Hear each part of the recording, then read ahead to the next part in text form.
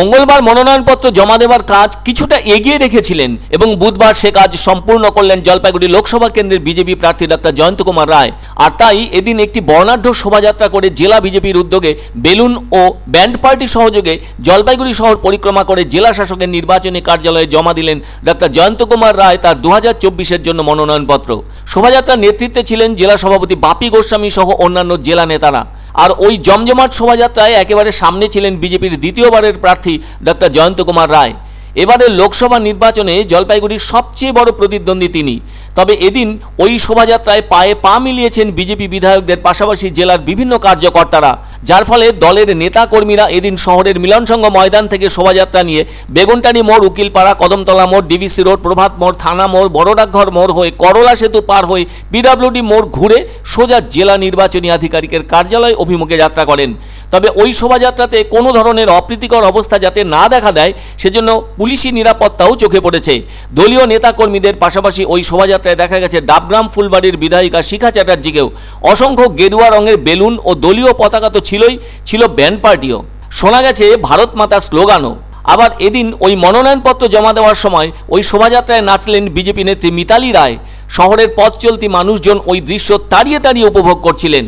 এছাড়াও এদিন মতুয়া মহাসংঘের পক্ষ থেকে প্রায় 500-এর বেশি সদস্য ওই শোভাযাত্রায় পা মিলিয়েছেন। এ বিষয়ে তাদের বক্তব্য, তারা বিজেপির পাশে সব সময় আছেন। তাদের আরও বক্তব্য, রাজ্যের মুখ্যমন্ত্রী তাদের ঠাকুরকে নিয়ে যে কুরুচিকর কথা বলেছেন তার প্রতিবাদও এখানে করলেন তারা। এদিন কিন্তু বেশ কয়েকজন মহিলাও বাজনা বাজিয়ে সবাইকে উজ্জীবিত করলেন শোভাযাত্রায় অংশ নিয়ে। আবার বিজেপির যিনি দ্বিতীয়বারের প্রার্থী হলেন সেই ডক্টর জয়ন্ত কুমার রায় একটি গানের মাধ্যমে নিজের বক্তব্য পেশ করেন।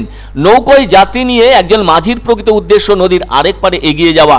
যত বাধাই আসুক না কেন এগিয়ে যেতেই হবে তার লক্ষ্যে। সেরকম তাকেও তার সেই লক্ষ্যে এগিয়ে যেতে হবে গতবারের নির্বাচনের মতো উন্নয়নের কাজ নিয়ে। তিনি সেই সঙ্গে আরও বলেন, আমরা প্রচারের ব্যাপারে কোনো রকম খামতি রাখবো না, প্রতিটি দিনের জন্যই প্রচার চলবে তাদের। তবে দিন কয়েক আগেও আলোচনার কেন্দ্রবিন্দুতে ছিল জলপাইগুড়ি লোকসভা কেন্দ্রের জন্য 2024-এর প্রার্থী কে হবেন তা নিয়ে।